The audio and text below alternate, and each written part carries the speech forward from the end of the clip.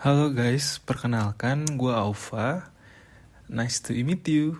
Di video kali ini, gue akan menceritakan tentang perampokan berlian. Jadi sebelumnya gue searching ini, gue browsing dan ketemulah satu perampokan yang cukup menarik, yaitu perampokan The Graff Diamonds yang terjadi pada 6 Agustus 2009 di New Bond Street, London, United Kingdom. Kenapa menarik? Karena total perhiasan yang dirampok itu senilai 40 juta pound sterling atau setara 600 miliar rupiah.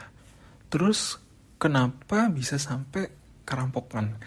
Jadi ceritanya ada dua orang nih yang datang ke toko perhiasan tersebut. Dua orang ini menggunakan jas, pakaian rapi, masuk seperti biasa. Cuman begitu sampai di dalam, langsung they pulled out handguns and threatened staff. Dia ngeluarin pistol, terus langsung mengancam staff yang ada di sana.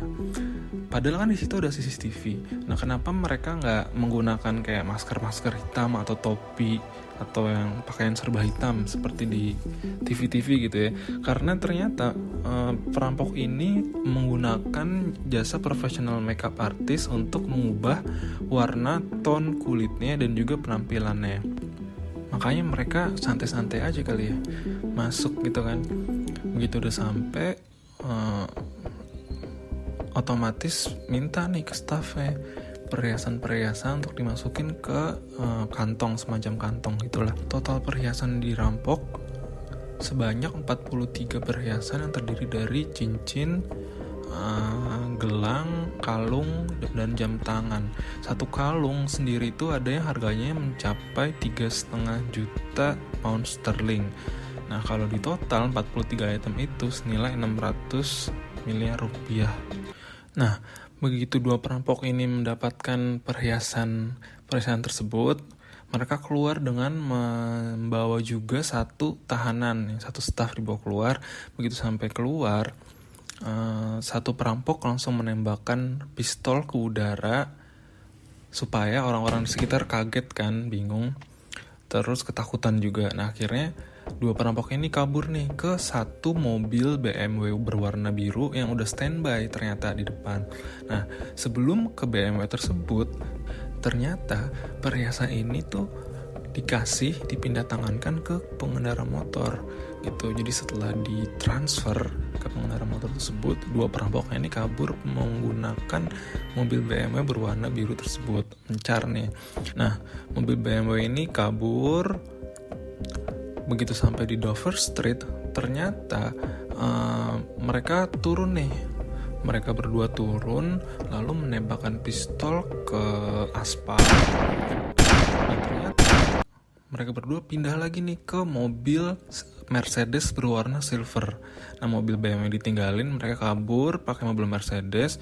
Kemudian begitu sampai di Farm Street, mereka pindah mobil lagi gitu. Nah, dari situ polisi udah kehilangan jejak, nggak tahu kabur kemana.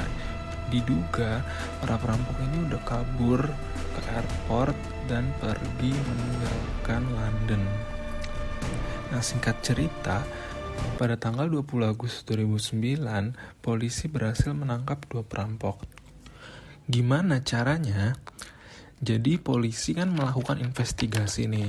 Nah, setelah itu ketemu satu buah cellphone di salah satu mobil yang digunakan pelaku gitu. Nah, jadi kan perampok ini kan menggunakan pertama mobil BMW biru, terus yang kedua Mercedes silver, pindah ke mobil ketiga yang nggak disebutin mobilnya mobil apa. Nah, kayaknya ketika perampok ini pindah ke mobil kedua, cellphone ini ketinggalan di mobil pertama. Jadi polisi menemukan satu buah cellphone di mobil BMW biru itu. Nah, dari situ di tracking semua nomor-nomor yang ada sampai akhirnya ketangkaplah beberapa pelaku gitu. Nah, kalau misalnya kita cek lagi nih secara timeline, pada tanggal 6 Agustus 2009 terjadilah perampokan The Graff Diamonds.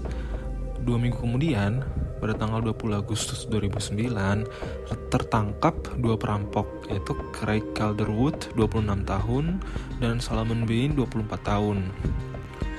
Muda juga ya.